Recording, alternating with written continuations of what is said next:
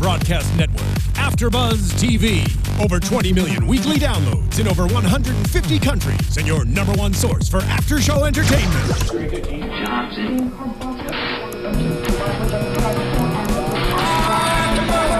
AFTERBUZZ TV, the destination for TV superfans, producing after shows for over 300 of your favorite TV shows, interviewing celebrities and showrunners, and bringing you behind-the-scenes exclusives. All thanks to E! Entertainment's Maria Menounos, producer Kevin Undergaro, and internet leader Akamai.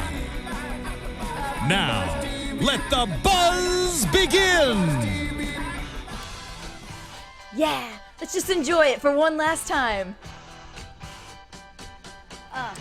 Yeah. Hey guys, welcome back to another after show for your favorite show, Wet Hot American Summer. Woo-hoo! This is our last one, guys. We're so sorry that we weren't here last week. So today we're gonna do a double dose for you, and we're gonna recap episode 7 and 8. So it's 7 staff party and episode 8 day is done. I'm one of your hosts, JJ Jurgens. You can follow me on Twitter at JJ Jurgens, and I'm joined here tonight by the lovely. Oh, thank you, JJ. Yeah. Hi, guys. I'm Haley Clover. You can follow me on Twitter and Instagram at Haley Clover.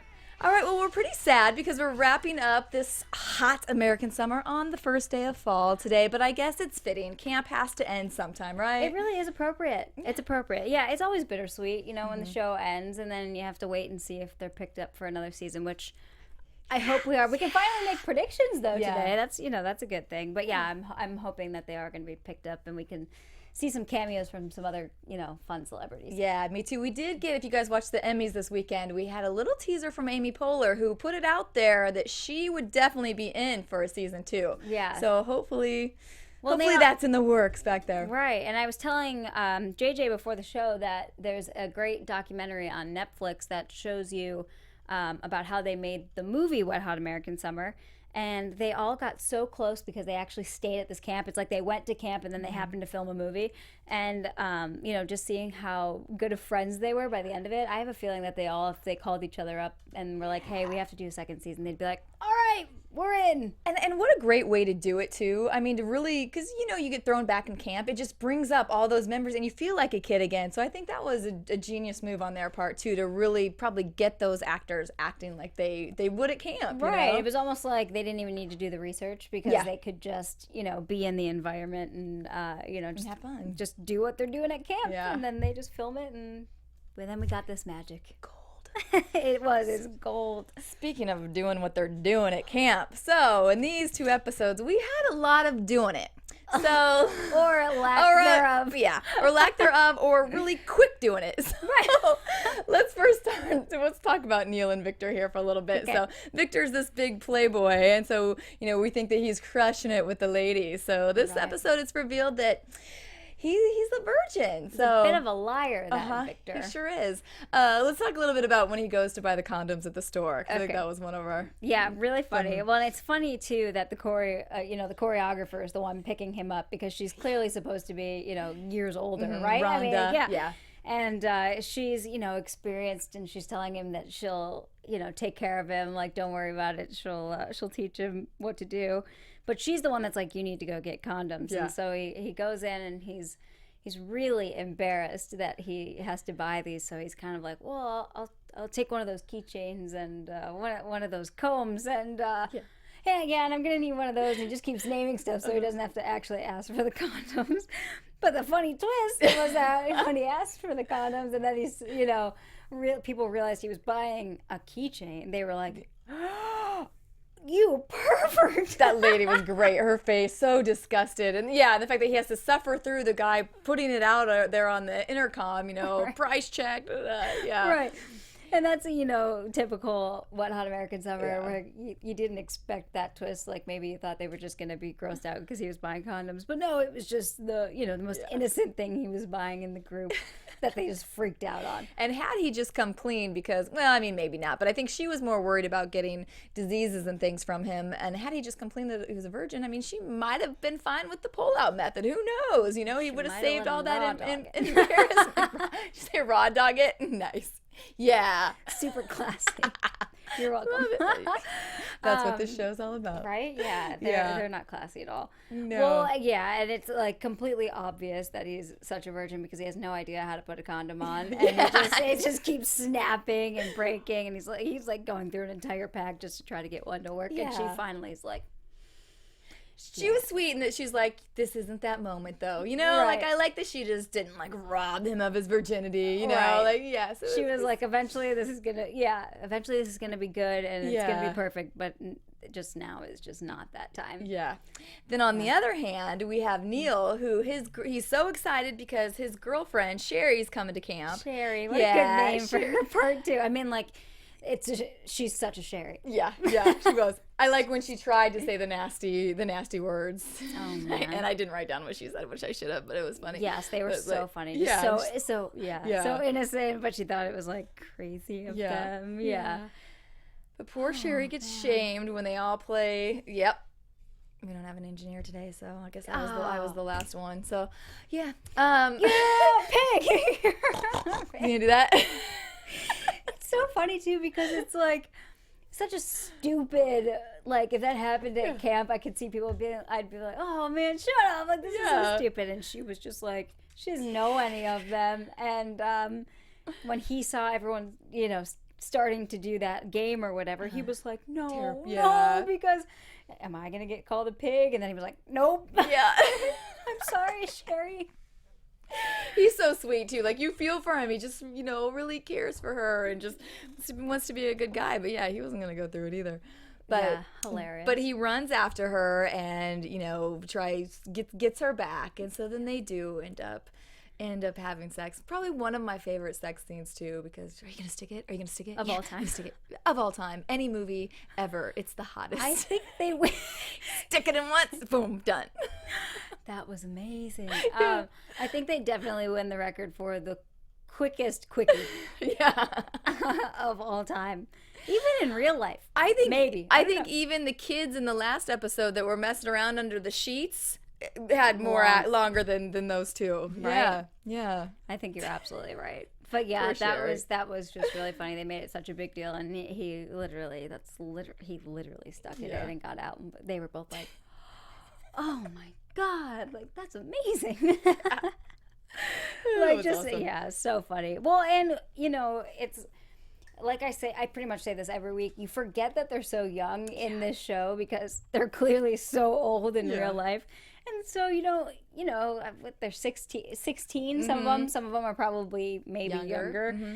So you have to think back to, you know, those times and what you were thinking. I wasn't even thinking about sex when I was 16. Me neither. No, I was a late bloomer, and I just like I would have been like, no, good, thanks. Yeah, I would have been the one excited to like French kiss behind the cabin or something like. Right, like whoa, yeah, no, whoa, maybe in the shirt, maybe.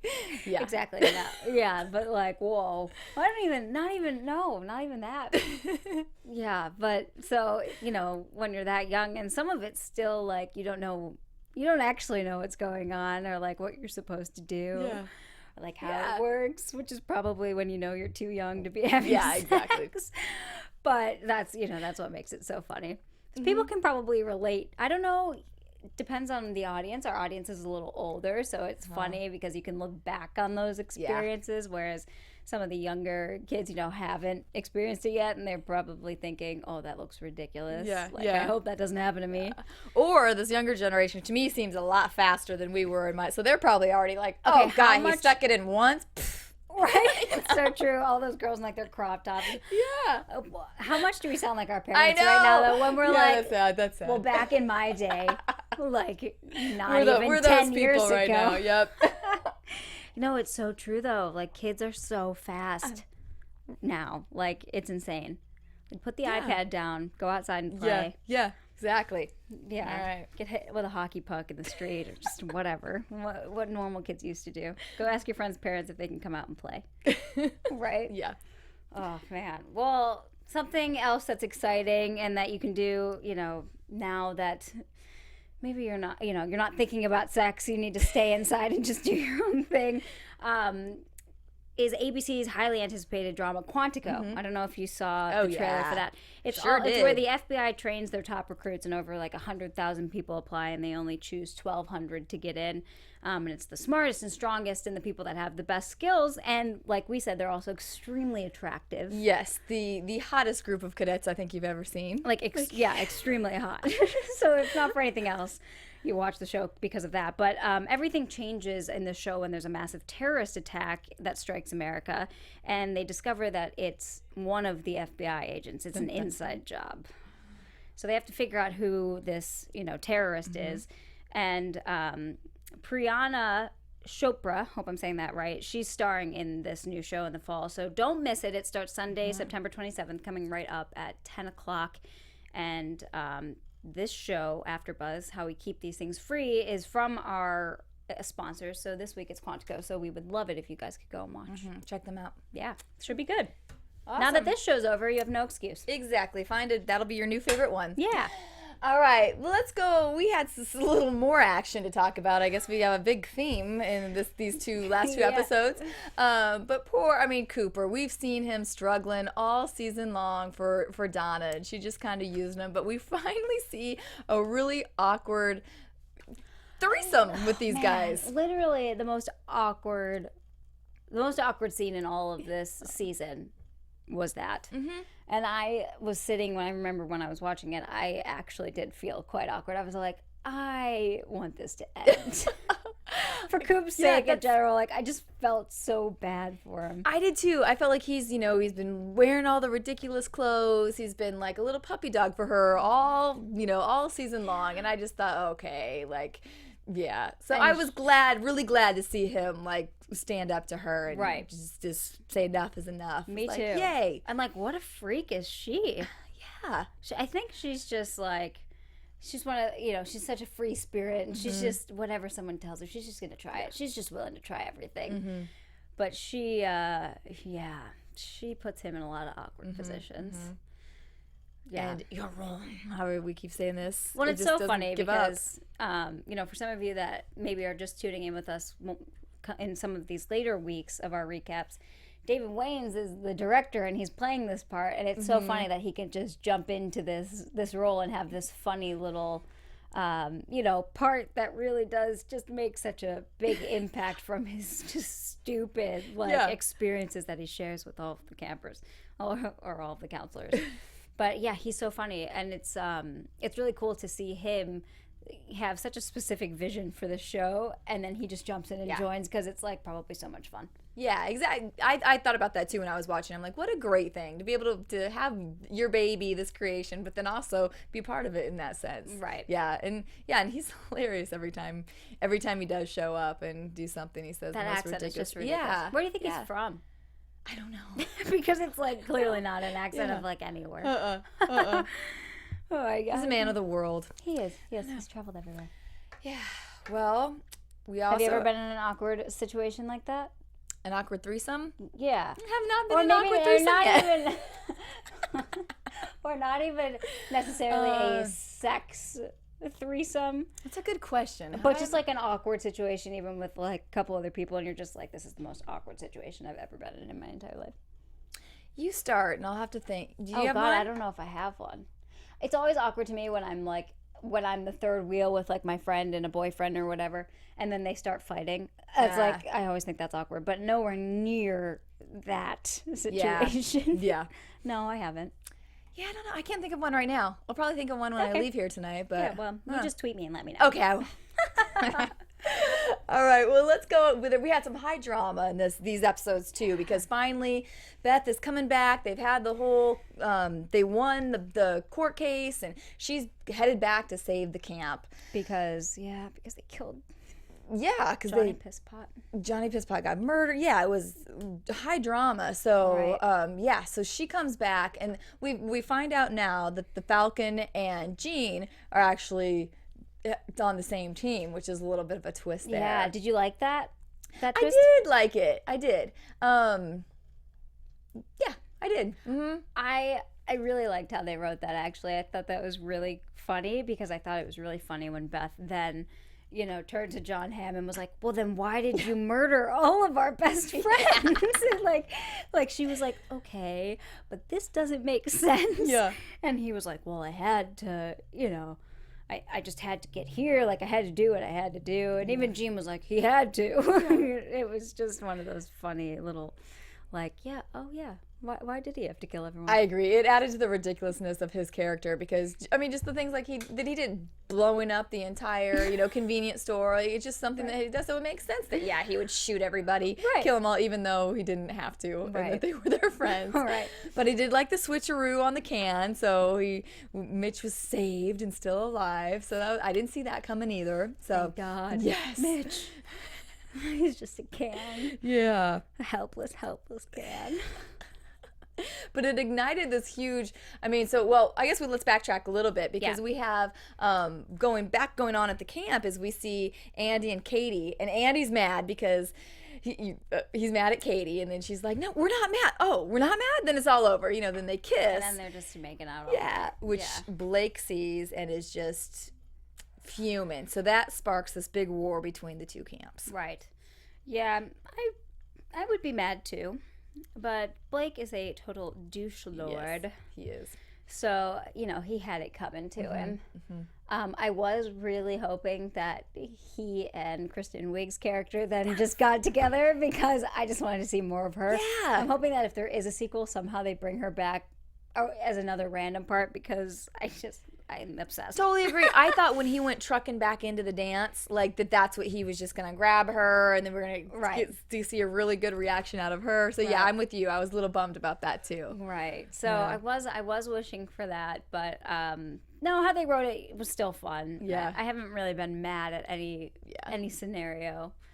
Yeah. So, and well, it was funny that they're fighting, they're, you know, going to battle, and then pretty soon Eric pops up, which, you know, I'm always happy to see Chris Pine again. So he shows up and and plays a song that he plays brings song them together. Yeah. The theme song. Well, what did you think about, because the other issue was Lindsay, the article came out, so that's kind of what ignited some of this as well. Right, everyone was so pissed that she, you know, became their friend and wasn't really their friend, and then she was upset because she was their friend and really had, you know, became super close with these counselors, but then ruined everything. Yeah. You know, I'm waiting to see what happens with her now in the second season because of the way they leave it with we think Chris Pine we see him get shot on this on the roof after he plays, and everyone's like, no. And I actually didn't see that coming. I was like, why do they have to kill him? He's just playing the guitar. But we see that he's actually not dead, and that he's driving off to New York City. So hopefully that's the start of season 2. I'm hoping that he's going to find Lindsay. Yeah, I would like that too. Meant to say, I also like when the government did roll in. And I mean, we see the president again, which is always hilarious. He's great. But I love how they're just throwing like camp things at the Jeep, you know, like rackets and balls. Well, and it's like the same situation. Like there's so many opportunities for them to just demolish everyone and everything, and just like how the Falcon could always shoot someone, and they just don't do it for some reason, or they just can't get them for some reason. So it's funny, and it's funny that, you know, the one little thing makes them turn around and just stop everything again. Like, Lindsay, I mean, it's hilarious. Yeah, she saves the day. And then the guy, what is his name? The curly-haired guy that, that is the one that then volunteered to stay back and clean up the toxic waste. Volunteers. Yeah. That Gail ends up with? Yeah. So then Gail. She moves. Well, we have to remember his name because of the movie. That's the one she talks about. You know what? I think I have it. Because when that little boy's giving her advice about, you know, come on, Gail, you need to be strong. What if he calls? I'll think about it. Give me 2 minutes and we'll keep talking. And I was gonna see if I had it right here. That's bad. If anyone's watching, tweet. Tell us the name. That'll drive me crazy. Shoot. Yeah. I'll look it up. Let's keep talking. Okay. All right. We will.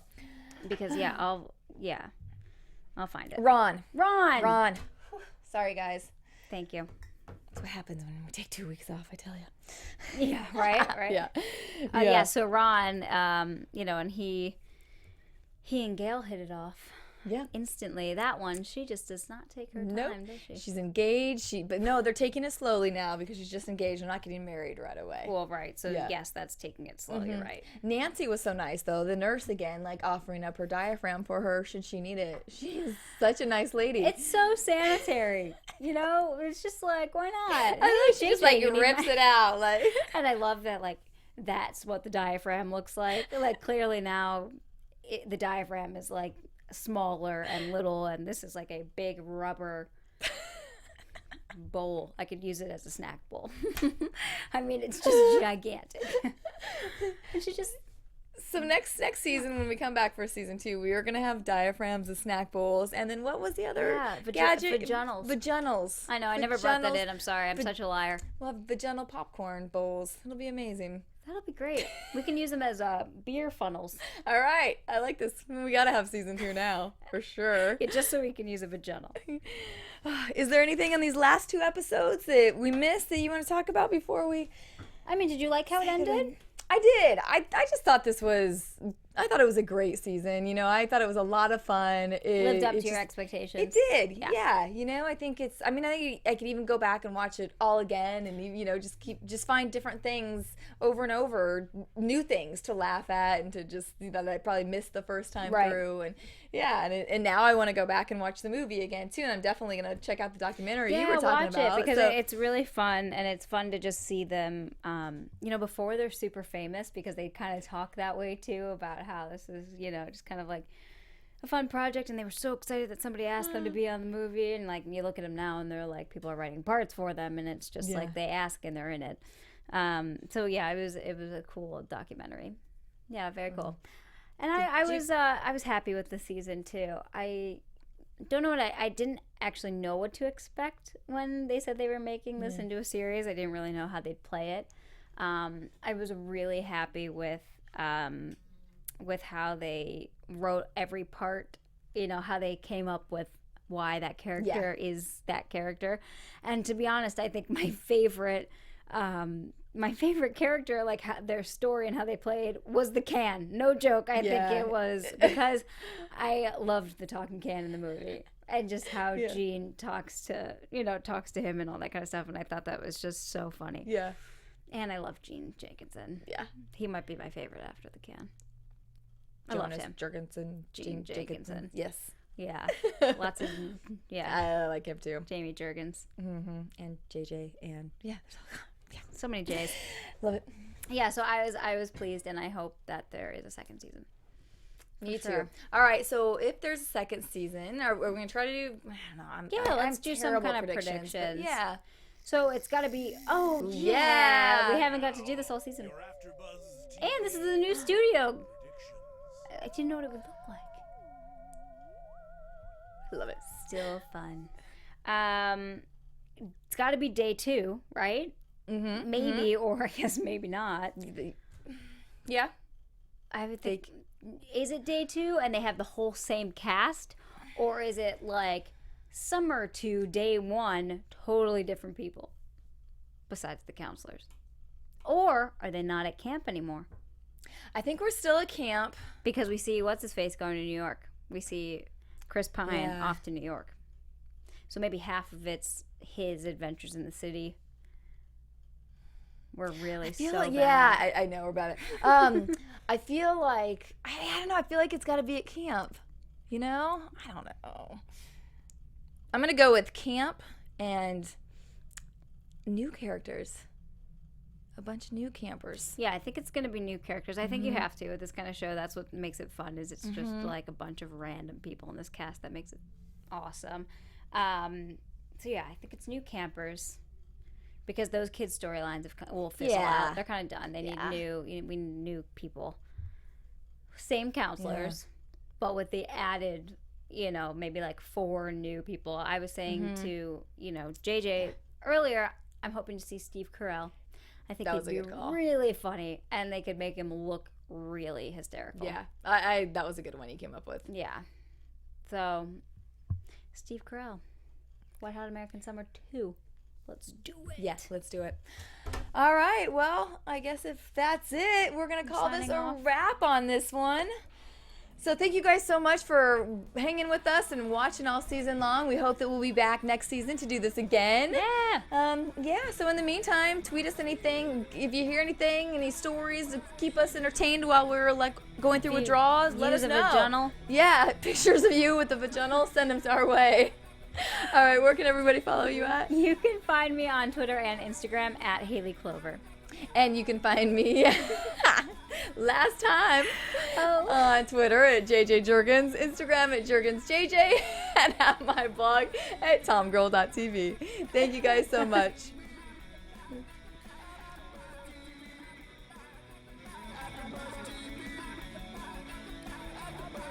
From executive producers Maria Menounos, Kevin Undergaro, Phil Svitek, and the entire AfterBuzz TV staff, we would like to thank you for listening to the AfterBuzz TV network.